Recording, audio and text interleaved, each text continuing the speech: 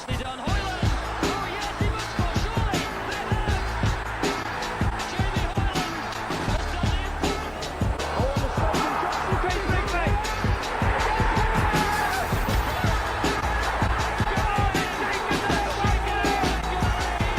Chris Hussey's got space in defence. Hussey inside the box. Tries to square it back. An opportunity. Yeah! It's there for Tom Zorn. And Berry take the lead. Won't leave the crowd invasion for the very important goal there. He's got the right foot. He shot! Oh, what a lovely goal! And still, the mighty Shakers. Hello and welcome to the Mighty Shakers podcast, Series 3, Episode 9, where everybody is welcome to listen, even Alex Torreira.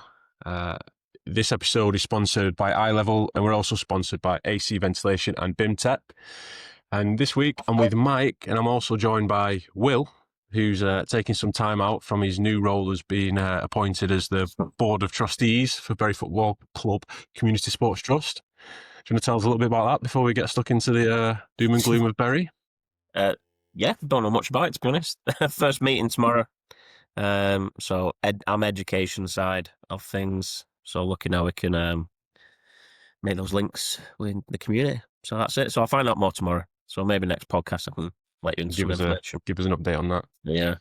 And also Armin is no longer part of the podcast because he's also taken on a role to support Tony Cunningham on the secretarial role. So that's the ins and outs that we, no ins actually, really. Just the one out, and Will on a dual reg with Bury Football.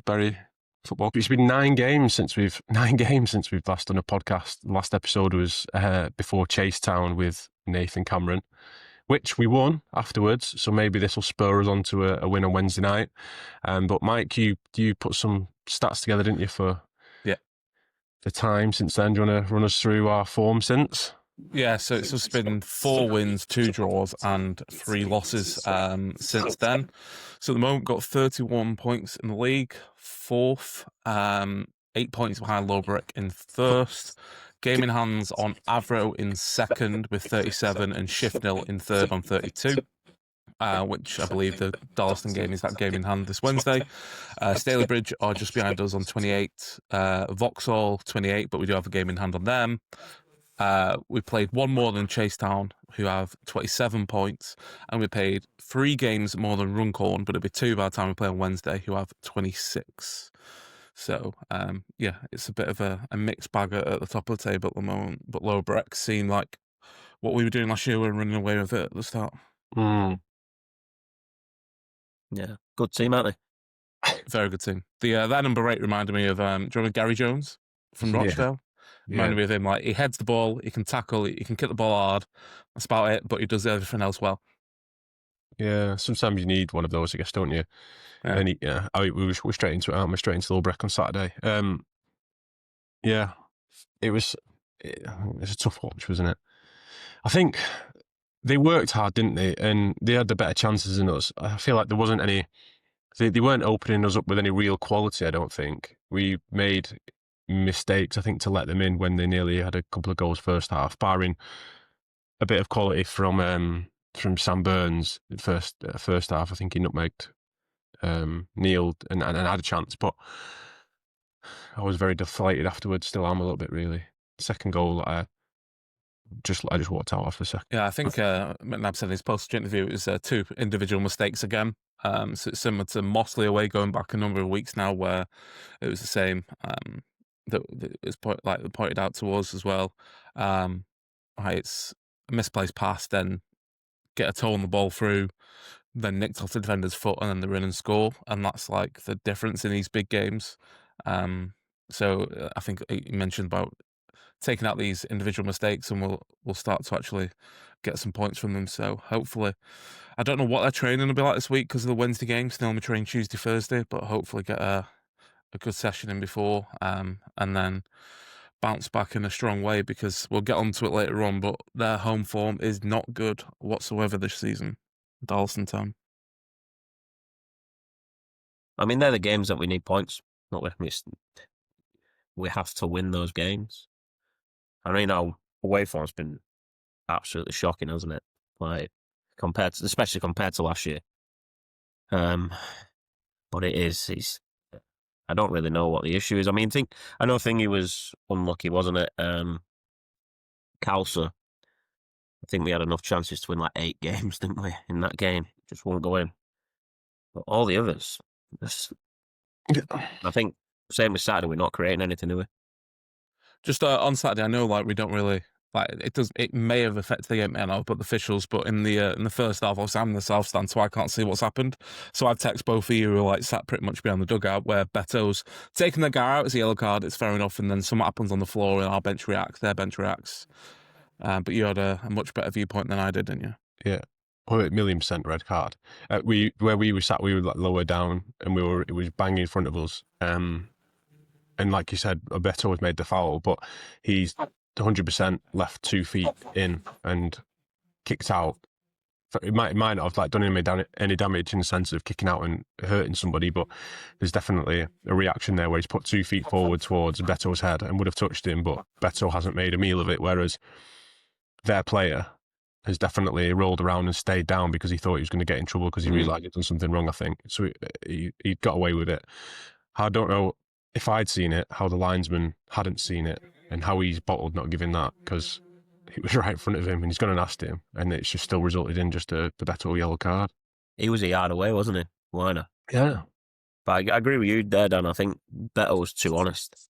Yeah. And do you know, that's another gripe of mine. I honestly, I think sometimes we need to play the game a bit more, like roll around and scream and do all that. I think we're too honest sometimes, us. Yeah. We're not, you know, teams come to us, don't they? And they slow it down and they do everything. They roll around. I mean, Kidsgrove, when keeper went down injured, remember that? He took a goal kick and keeper went down so they could have a team talk. And that, like, it's just, we never do it. We're too honest. And I'm not saying we should start being a set of muppets, but I think sometimes it needs it, doesn't it? Yeah, but what? Yeah, especially away from home, because they were at that all game, weren't they? First half, like leaving the foot in, and especially after that one as well, it heated up. Like normally, it settles down a bit, doesn't it? But they were still leaving the foot in, and there was like an off the ball one as well soon after, which the referee did nothing about. He lost control of the game big time, didn't he? I'm surprised that there wasn't anything further. Handball as well. Yeah, the handball. I was going to say the one that I actually saw was the handball. And like, if he's seen it and given it, it has to be a red card, surely. Yeah, I've not seen. Did he book him for it? He booked him, didn't he? He booked it for it, yeah. Yeah.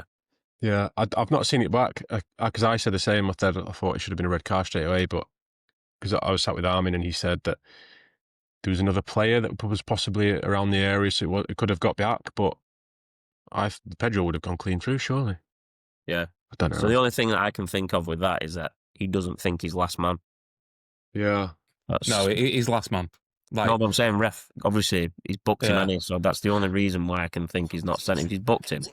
So I've paused it on the moment here, and like, it's probably about 15 yards outside the 18-yard area.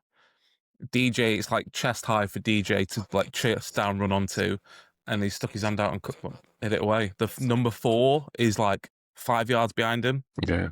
Well, Like there's a defender coming in from this way as well, but no one's getting near DJ if he's running at that speed. And then the ref comes in and he's got a clear view of it. And that all being said, though, like rather than us talking about chances that we could have won the game, we're talking about referee decisions that didn't help us win the game, I guess, isn't it? Rather than we got beat 2-0, but we didn't create 2. Oh, yeah, like I'd say we deserved to lose. Like I think McNabb summed it up well in his press conference. I think for 65 minutes we were great, and for that last period of the game, like something changed, and we just didn't seem like that team win the first half. Because the first half, I thought we were quite fired up by it, like getting stuck in and whatnot, which is what you need against Lower Breck. Like you need to be quite physical. Like you saw last year, we had Jerome and DJ up top, and they were causing issues for him, and that's how we won that game. And I felt like after sort of 65, 70 minutes, it just went a bit flat from our side. Yeah, I can't really put a finger on it. Like we didn't really create much as well. Like, you know, like some games, I think Will mentioned it about 5 minutes ago, like the Castle one, like you create a lot of chances, you expect to score. Like I can't really remember testing their keeper. No.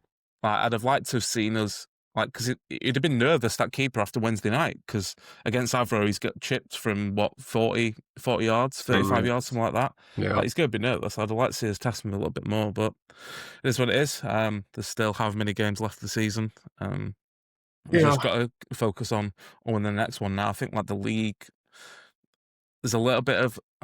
There is pressure, because it's us, it's Bury. Like, everyone's going to expect us to win the league, but that 8-point gap at the moment, it's just about winning the next game and see what happens come end of April now. That's it. If we win on Wednesday, then it's not the end of the world where we are, is it? And I think we might have said this previously when we'd been on, but it's how we get out of this bit of a rut that we're in, especially away form. Like, games on Saturday can happen against top of the league. It's fine, but when it's off the back of, I mean, we beat Nantwich pretty convincingly, and it looked like the season was going to turn from there, but it's just dropped again, hasn't it, in Lower Breck. So I don't think it's the end of the world. We just need to, it just can't carry on in November, can it? And we said, didn't we, at the start of November, like, it is a huge month, this, because of the amount of away games we've got, the amount of games that we have in general in November. It's going to be a huge pointer for the season, and it's just a shame that Saturday we sort of, I mean, we were treading a fine line with some of the mistakes we made in the first half, but we just collapsed a little bit, didn't we, with the 2 goals. Do you know one thing I said? I messaged you, didn't I, early doors? I said the passing on... So it was so bad. The amount of times they give the ball away. I don't know if we're just trying to overcomplicate things, but like everything, so many bad passes, like just reckless. And do you know what? We didn't actually make a forward pass, like a really good forward pass, until Glyn came on. Yeah. And Glyn came on, he played 2 through, but he played Beto through, and Beto probably should have shot. He tried swearing it across. And it wasn't until Glyn come back that we actually got a ball behind their back line and actually made them think about it. But I think that's what did me in. We were just toothless on Saturday, and we have a few games, not just Saturday. We've been toothless, and I think one thing about Bury Football Club over the past like season and a half, 2 seasons since McNabb's come in, is we've always been a threat. And I think some of these games this year, we haven't actually been a threat. And clubs like Staley Bridge, for one, that was dreadful. Clubs are happy to sit in, and we just something at the minute, it's just not clicking. Yeah, I think, like, on that McNabb stuff, like, people may have seen on Facebook after the Bootle game a few weeks back that he responded to a fan that was asking about stuff like that. And he said, "We've looked lacklustre and, quite frankly, boring to watch away from home. No one is more gutted about that than me. My teams have always attacked, scored goals for fun, and been worth every single penny to watch. We're not right now, and that's not good enough and won't be accepted." See, I'm not asked about being boring to watch. I'm not bothered. It's 3 points in the board, and we could be the most boring team in the world and win 1-0. Really? It's a points game, and like, we want to get pointed. And I'm not saying we accept every game boring, but some games you have to play your opponents, and I think we're just not doing it this year. Well, on that topic then, so I saw people moaning about the starting lineup and the fact that we had Riley, Threadfield and Fogarty starting in the middle, which sounds like you would agree with then, at least, like if you were playing the condition, like the match, and being a bit more defensive. And I don't disagree with either, really. Like, I would obviously prefer a 10 in 10, but if we just won on Tuesday night away, having such poor form, and McNabb said couldn't change it after that, which I agree with, really. Yeah. I think we had such a good game, didn't we? Winning 4-1. I forgot who it was. Who was it? Nantwich, wasn't it? We beat Nantwich 4-1. And I think we played well. Like, all those lads deserve a chance. And I'm fine with that. And it's probably when the game's in motion and it's 0-0 and it's tense, and I don't blame any, like, I get it. And McNabb's the man, isn't he? Like, he picks that team. But I think the introduction of Glyn, he just realised that we were missing him a bit, I think. Yeah. And obviously 2 individual mistakes, weren't it, that cost us 2 goals. And we were lucky, actually, because it could have been... Because Mitch messed up, didn't he? With Sam Burns. Yeah. And Isherwood... Was it when Mitch made his save down at his feet? Was that Yeah. Isherwood as well? So, Yeah, it's the mistake cancels itself out there. Like, you Yeah, made yeah, a mistake, but Yeah. So, I mean, it's just individual errors, and I think teams that we play don't seem to make them, or if they do, we don't capitalise on them. To play devil's advocate on that team lineup, though, so obviously, yeah, we have the good game, but then Glyn's been out the side for a few games now. Is it right to throw him in to Lower Breck at home? And then, like, if you look at the others on the bench, Gregory, Carroll, Spooner, and James. Like, I know Spooner and Carroll are coming back from injuries.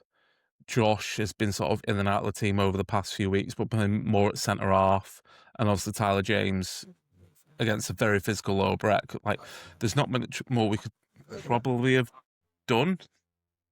Yeah, it would have been Glyn, wouldn't it? He would be taking out one of the middle three for Glyn, and that's what the decision would have been. But who would you have taken out? Threfeld looks like he can't play 90 minutes at the moment. He'd gone off. Like him and Riley have both been injured. Like they were basically signed. At least, well, one of them was signed to bolster the midfield, I think, and the other one was signed because of injuries. And then they've both been injured themselves. Carroll's been injured. So hands are sort of tied, barring like we have signed a fair few players, but a lot of them have got injured as well. So it'd have been Glyn, wouldn't it? You'd be making that choice. But then would Glyn have had the same impact from the start, given the way the game was, compared to like when he came on and he was having a bit of an impact? I don't know. Maybe I just think, like, I think Glyn's been one of our best players this year. Like, at the start, I wasn't that convinced, but, like, he has been, like, the way he moves on the ball, the way he does his turns and stuff like that, like, it's very much Danny Mayer-esque, and he has been one of our best players. You certainly got that. Yeah, he's certainly grown into it, hasn't he? And I think he's at home as well, like, the pitch and the way we play at home, it definitely suits him more.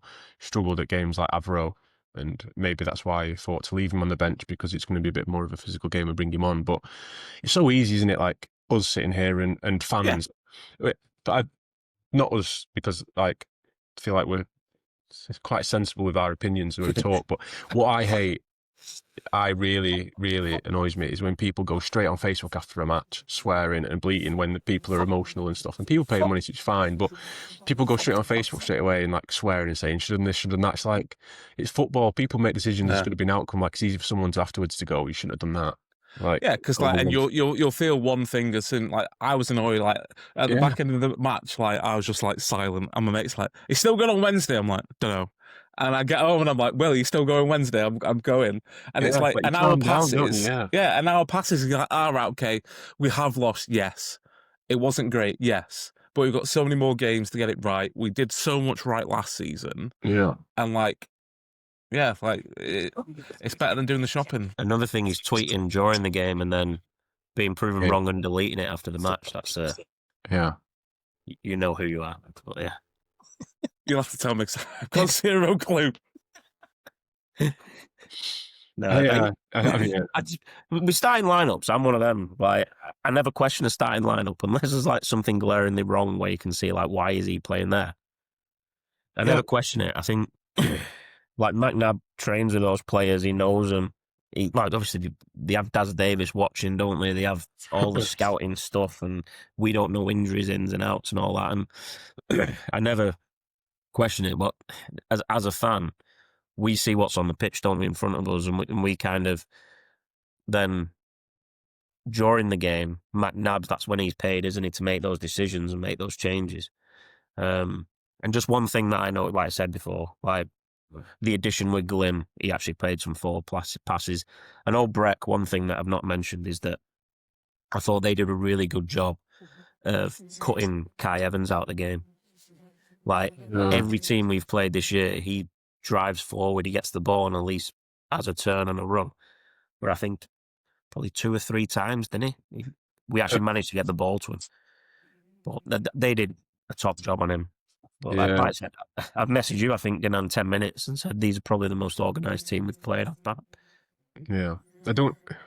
whether it was because they were straight on him marking him in the first half, but I think he had one ball played to him, and I don't know who it was, played it in like hip high, and he was like stood on the he was like stood on the byline. He was having to try and keep it in, and it went out of play, and that was like the only chance that he got. And then second half, he got the ball a little bit more because he was coming central, but then it's like he was frustrated by then, and he was just trying to dribble, and they were just on him straight away.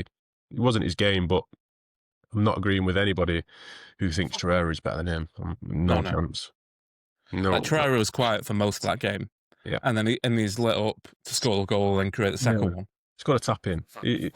He's got to tap in, and then for the second goal, he's brought the ball down. Like, good touch, fair enough to him, but like he's profited from another mistake at the back, like Steppens going left back and having a shocker, and then he squared it, and someone scored from edge of the box. Like, great finish. So he's like, fair play to him. He's turned up, but that was often Torreira for Berry as well, and it's why he went, wasn't it? Like, you could have games where he didn't look like a footballer's cousin, and then he would be scoring like the goals against Charnock in the playoffs, stuff like that. Paddy was it when he scored? Like, great.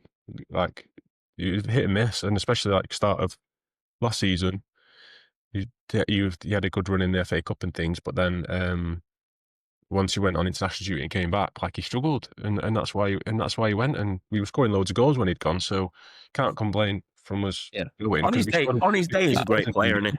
Yeah, he is. But like Dan said, like there was times where he just went a bit missing. Like I was reading the Avro tweets on the build up to the game, just see like how they scored their goals and whatnot. And they were saying how that is it Sheikh Tiam, you know, the guy who's in Ballers League as well. Yeah. Like he had a bit of a nightmare start against him, but then he knew what he was doing, and after that he did nothing and switched wings to get away from him. Yeah. So like if you can clamp him down, which we did for the majority of that game, apart from the 2 goals, like. Yeah, I didn't think Kendall had a bad game, you know. No, I think he did all right. There's not many, there weren't many like coming up for their head held high, but I thought Kendall, he did well, and especially up against Torreira. He like loves a throw, doesn't he, Kendall? I think he has sore shoulders in the morning. Yeah. He's. You know what I was going to say? That his mum was. I think it's his mum, isn't it? Who was. Yeah. He was giving him rave reviews on Twitter as well. But yeah, he did, and I think he's a defender, and he's like a defensive fullback. He's not a Connor Party who we're missing massively, and that, I think, is, we talk about the players in midfield and forwards and stuff, but like Connor Party just been voted Player of the Month, the second month running, whilst he's injured. Like, he's like a huge loss. Like, he's been great this season, and he offers so much going forward, like another presence on that side. Walker's one for me as well. I think he went to Portland. Walker went, because I think he's classing. Walker's so good at the back. He's probably one of our best players, if not best player. I really like him. And I think he's out for months now, isn't he? Yeah, I'm sure he tweeted saying he's another 2 months, something, 2 or 3 months. I'm sure he tweeted saying he just had surgery. Yeah, 2 or 3. I'm sure he said 2 or 3 months recovery. I'm just gonna load it now. I think he's on the 11th of November. He said he had surgery on the Thursday, so he would have had surgery on the 6th of November, and it's maybe 2 or 3 months depending on how it heals. Yeah. I think he's had a long-term shoulder. I think he's had his shoulder pinned or something, and then I think he's just done it too many times where he's just. I think it's like the the Charlie Doyle one. Yeah. Where it kept coming out. I sort of agree with Kendall. Really defended well, and then Torreira swapped sides. I think mainly because Bebeto had been booked, but he swapped sides on that side. Before that, Isherwood and Kendall were dealing with him, like just running him out of play or letting him make a mistake. So, I think Isherwood seems to have gone off the boil a bit. Now Walker's out of the team. And I know he's had a few different partners and stuff and all that, but I think Walker helped Isherwood. But I think Neil looks a player. I don't think he looks a decent player. Yeah. Yeah, I agree.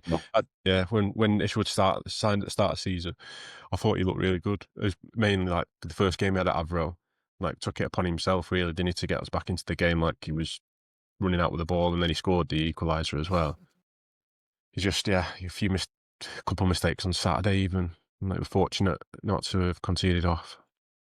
Also, the people on social media will know that Scott Duxbury's coming back now. Mm-hmm, yeah. Do you think this is going to be a switch to a 5-back, like we were playing earlier in the season, like with Isherwood as sort of the wider centre half? I don't know. It's what we tend to do, isn't it? No, I have done previously, like change shape. Don't know. Maybe it'll suit the players that we've Just got to now. shore it up at the back a bit more. So maybe like a back three of Neild, Isherwood, and Kendall, Gomez, and Duxbury on the wing, or his wing backs. I don't know. Maybe I wouldn't does, change the shape. yeah, does switch into a back five help the creating chances? Yeah. That's where It's one of them, innit? It pushes I them don't- further forward and doesn't But they're have that gaps. I wouldn't panic. I think I'd stick with the formation. I don't mind it, and then just see how it goes. Because, like I said, I know we've probably jinxed it, saying their home record is rubbish. So they'll probably beat us 4-0. We'll get on to that in a minute. Beat us 4-0 now or something. But Yeah. But like, if we look at the previous results as well, because obviously it has been a long time since we have done one. The night which we've already covered, one of the most horrific conditions I've been in. Like, I got there around 7 o'clock. It was like a monsoon, and I was like straight to the back of stand, and it was like that for 90 minutes. And then the game finished. You're walking out, and it was dry. It was so bizarre, but a very good performance. Before that, Bootle. It was just me and Armin there at that game. Lewis Earl had a decentish game in midfield this time. He didn't play centre half. I know you two weren't there. Their goal came from like the ball somehow getting further up off a tackle, and then a cut back. We turn the back on the ball and he finishes it. But first half, I don't really have remember us having a shot. Changed it second half and came back. Kidsgrove, I thought that would have been a bit of a tough one, with quite a physical team. But that big lad up top, when he came out, I'm like, oh wow, like he's going to be causing a lot of issues, but luckily he didn't. But that was a 2-0 clean sheet. That's twice you've said that about strikers this season against us, and they've both been awful. Him, Runcorn as well. Runcorn one, yeah, beating him to headers. Yeah. Need to that. Maybe that's how we can turn our form around. The Vauxhall one, again, I was at the one. We just had such a bad start, like we were behind in 2 minutes, and it's such an uphill battle after that. And then they score a freak goal late, like we equalise. Then they score a freak goal from a corner, like direct from a corner, and then we equalise late on. Also at Bootle, we did miss the penalty as well, but it's going to happen at some point. Like, we're not going to score every single penalty with Ralph. It's disappointing. Mossley, again, like we covered it before.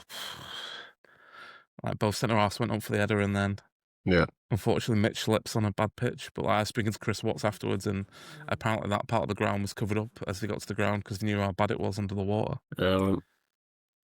But yeah, and obviously it's Calcer, Wimmershaw, and Chasetown. Sorry, go on then. I just see the Vauxhall game as well. Like the team that we had to recall Tyler James, bring him back, and we had Russ Saunders on the bench, which we never have goalkeeper, and we had coach on the bench who never plays, and he was never going to come on and play. I don't think.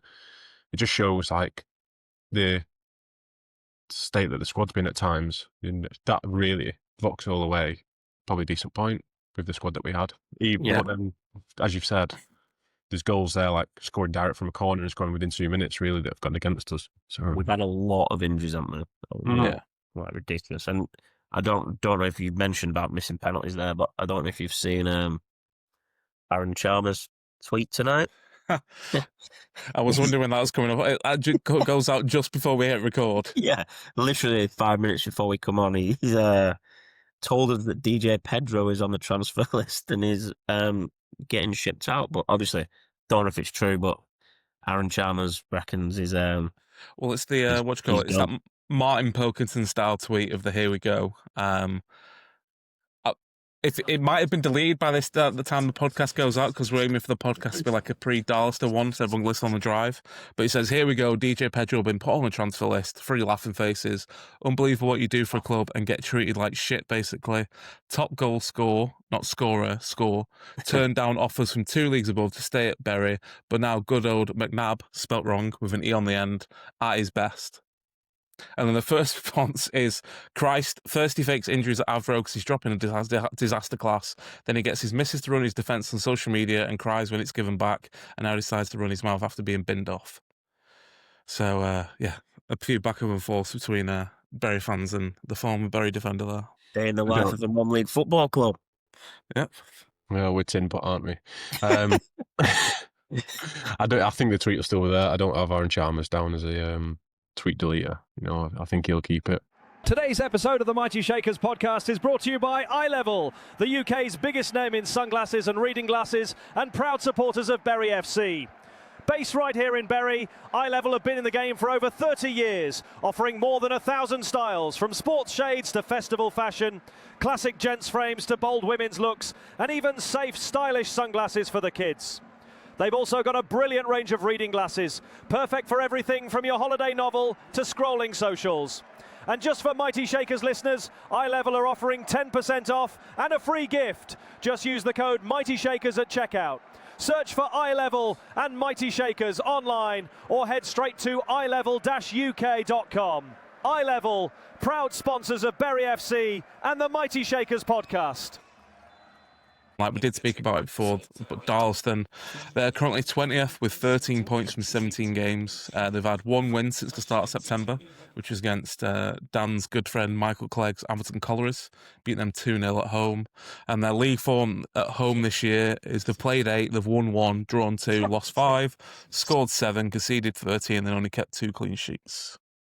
Will we win now? If the rooms are I'm not being funny. We are not a bad team. No, but if the rooms are true and we've got no striker, because Dave Johnson's not played for a few weeks. Yeah, that's true. Who's going up top? You have to tell them. You have to tell them about that. Take your books on Wednesday, mate. Might get I was just going to say about you, Will, about the time when you scored at Millwall away. That was a good goal, to be fair. You have to tell Dave, get you in. Will's bottled the trip again. John Newby was on the pitch when I scored from the halfway line for Bury Vets. The other week he was there. John Newby actually come up after the game and asked me for a picture as well. We'll send that clip to him. We'll back it up. Will's bottled the trip, Dan. Is he? I don't blame him, really. To be honest, after parents' Saturday evening, mate. Parents' evening. Your parents' evening every week? I did my parents' evening, and then I got home and I said to Rachel, I'm going Walsall on Wednesday, and she was like, oh, it's Rosie's parents' evening, so Rosie's parents' evening. Yeah, 6 o'clock, so I'm not going to make it. But I've got fingers crossed for it getting called off anyway, so. Well, saying that, I know I mentioned it as well, but like the weather isn't looking that bad now. Cold though, isn't it? Yeah, it's cold, but like it's not freezing until Wednesday night. It was snow, wasn't it, on Wednesday down there? No, it's changed now. Yeah, I'm saying it's changed now. It was originally. Yeah, it was. It was looking bad. Like it was looking like minus temperatures. But like tomorrow, obviously we're recording Monday night and it's cloudy. Then tomorrow it's going to be light rain showers, gentle breeze, and into Wednesday light to cloud and moderate breeze. But when the game kicks off, it's going to be 1 degree. Oh, sounds lovely. And Walsall's lovely this time of year, isn't it? So I mean, nothing will be as bad as Nantwich last Tuesday. So anything better than that is a positive for I like her. Yeah. Yeah, it's I've got a half day at work on Wednesday, so it'll be leaving a bit earlier than I would, just because I don't trust the M6. Yeah. Can we talk about something positive, please? I've got Witton Albion the day after, the Saturday after. What is? Yes, it's Harry Bazell, Joe Duckworth, and if you remember, Darlaston Town, the little left-footed winger. He played like 1, 2, 3 games for us. Is that the same time as when we signed Duckworth? Maybe. I thought maybe because Duckworth, he scored a hat-trick on his debut against Wimshall Town at home, didn't he? And then sort of faded off after that. Yeah, we were getting players in around that time, weren't we? I think Max Harrop was not long after. Yeah. I've not seen anyone mention Brazil this year. Well, there's always time because former players like to come back to haunt us, and our fans love former players, so there's a good chance. They do love them. Rare on Saturday. Duckworth's got 11 goals so far in League and Cup this year as well. I mean, he was a weird player when he scored hat-trick for us and then did nothing else, didn't he? I mean, and obviously he scores goals, doesn't he, wherever he goes. And didn't he like force his way out of the club that he was at to come to us as well? And then he left after a game. He got in trouble though, didn't he? Did he not? Oh, did he play for Stalybridge? Yeah. Or he was playing for Stalybridge and he played was already registered. Under someone else's name. Yeah. He played. Yeah, it was it not Northwich? Yeah, but he played under someone else's name, didn't he? So, so I'm sure he was contracted to Stalybridge, wasn't he? Because I'm sure reading something in John Mackin said something about it, and then he played. How at this level when there's like VOs and everything and people know everyone's ash, how are you going to get away with something like that? I don't know. Funny though, Yeah. love it. But in Forward terms of the that, game. we got some stats here as well. I know you love a good stat. They've won 1 in the last 8 games against Clitheroe. Obviously, Clitheroe been drawn against York, haven't they, in the FA Trophy now? Big draw for them after beating Chester. Their home form this year is played 8, won 2, drawn 5. So they'll probably be tight at the back. I still think it's 2 games we have to win. Yeah. I really do. I think it's, and I think, I know looking on social media, there's some fans out there that are now asking questions, and I think a couple of wins shuts them up, and everyone's back on McNab's side. But like I said, looking at social media, there's a few people not happy as there at the minute. No. It feels very similar to when we recorded at the start of September, and we just come off that bad run of form, and we said that if we get a few wins now, people forget about it. Yeah, and we turned it around, didn't we? And we did. So we're the good luck charm. This is it. We're back. So We're going to win again. 3 on the bounce now. We've done this, and Yeah. Well, yeah. Like when you list that the form of those 2 sides on Wednesday and Saturday, and then we're going into playing Colls the Saturday after, who haven't been doing so well themselves, have been up and down. Playing Very them at much up home. and down. Like we've got to fancy ourselves to regain some form, really, haven't we? Wednesday night, starting there. So we've got to be positive. We've got to be positive. And McNabb, I think people moaning about McNabb and things like, we won the league, didn't we? I think he's got some credit in the bank. yeah. And what are we, Keep 4th? going. Yeah, we're 4th, yeah. Yeah, Yeah. it is what it is. It's not the end of the world, is It's it? just because, like, it's burying it. Like, everyone expects us to win every single game. But then, if we had won on Saturday, it's been like, oh, we'll win the league. Even though Yeah. we'd still be, like, a couple of points behind. I always think Christmas is a tell. Get past Christmas and we look, but you have a look then. And like I said, I for one, I'm still in McNab's corner. Like, I think a change wouldn't be the right thing. Because if you look at our games between now and Stalybridge on the 1st of January, also we've already spoke about what's coming up in the rest of November. Shifnal on the 6th, they are above us, but when we played them at home, they didn't like a team that high. Yeah. They've stayed up that high. But then we've got Mossley at home, which again, very winnable. Newcastle Town was first game of the season. Mm-hmm. Yeah. Yeah, they were. And then we've got... Yeah. Thingy, I spoke to Clegg at... Yeah. Where was it? Spoke to Clegg at Trafford. And Clegg said they were absolutely rubbish, Newcastle, and he's like, couldn't believe we only put 1 past them. Yeah, but first game of season. Yeah. They defended well, didn't they? But they had nothing. And then we've got a Clitheroe side on Boxing Day that so far, despite their FA Trophy heroics, have played 16, won 7, drawn 2, lost 7. Yeah. And 15th in the league. Yep. And that's it. All it takes is a couple of wins, like, to find form again, doesn't it? We win Wednesday, we win Saturday. Like, us winning, given our away form, we've only won 2 league games, 3 with the FA Trophy game that was replayed. If we win 2 bounce now after Lower Breck, then that's got to pick the spirits up massively and get us going into Atherton. So, and teams will drop points around us. It's inevitable. Like, it will happen. Yeah, and it has done. Like, who would have predicted Chasetown to beat Lower Breck? Yeah. Like a few weeks ago when that happened. Mm-hmm. And like, we've got 8 games between now and next year. Like, if we win 6 of them, like, everyone will just be like talking about winning the league again. Yeah. I think the problem now is if we have the biggest test is if we have a rubbish result in the next 2 games. I think if we don't pick up points or even drop points, then I think people will be more vocal. I'm not saying the board listen to social media or anything, but people will start to ask more and more questions, won't they? And it's a massive game Wednesday. But yeah, I agree with both of you. The 2 winnable games, and I think that's our chance now, isn't it? Sorry, I've just seen BB4 Shaker tweet. BB4 Shaker and Aaron Chalmers have been going back like a few weeks ago. They had like a bit of a backward and forth, didn't they? And he ended up deleted all his tweets when Chalmers responded to him.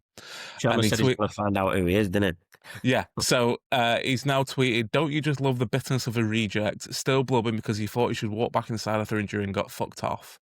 And Chalmers Chalmers hasn't been tagged, and he responded saying, "At me, you shitbag. You keep behind your phone or computer, Tin Pot fan."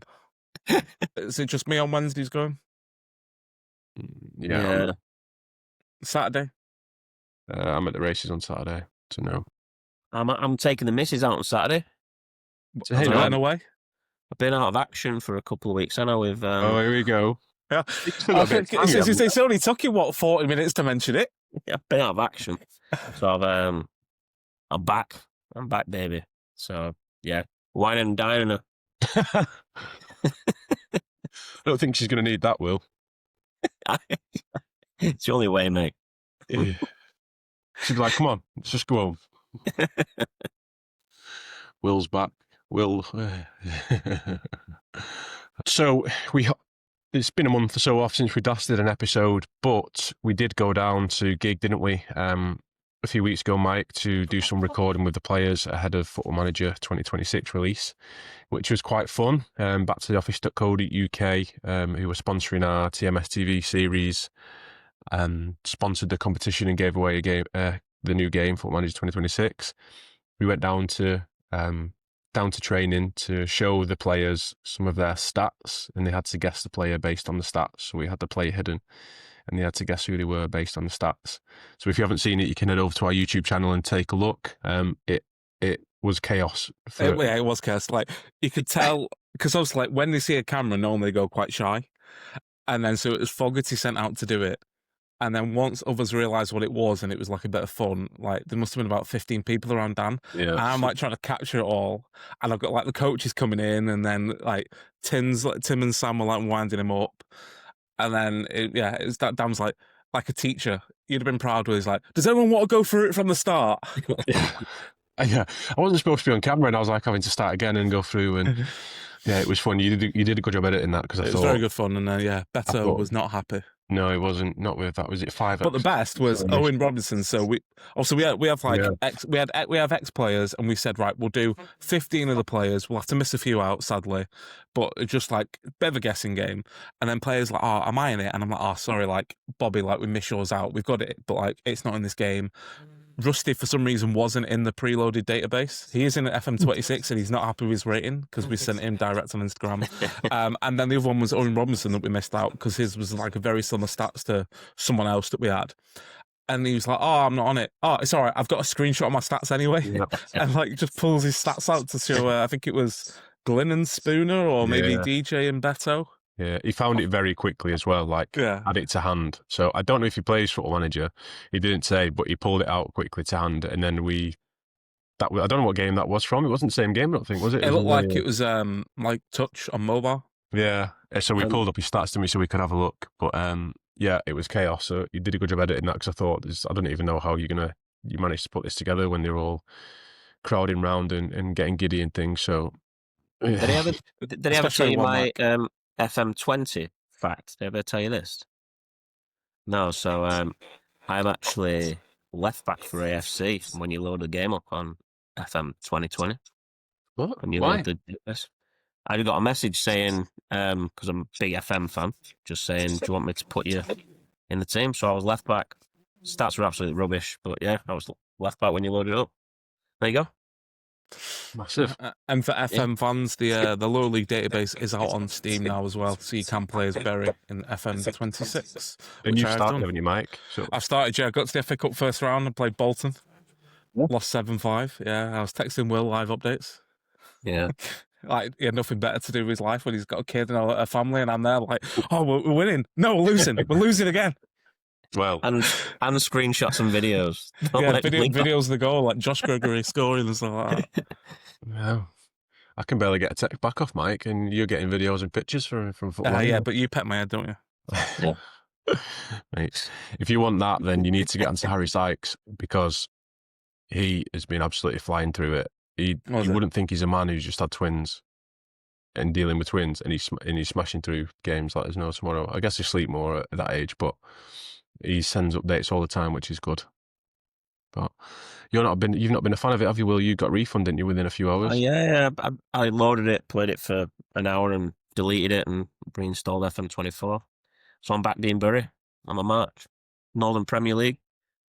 Won the North West Counties, 127 points. I'm back. See, Yeah.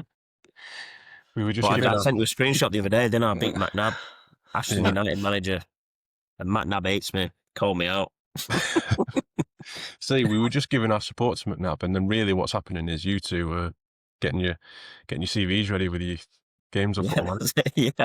Yeah. That was like when Welsh got sacked, and I was tweeted Marcel with my stats, but he never got back to me. Fuming. Hey mate, just check you got my message. Yeah, fuming. What could Oh it be? well, on to Darlaston.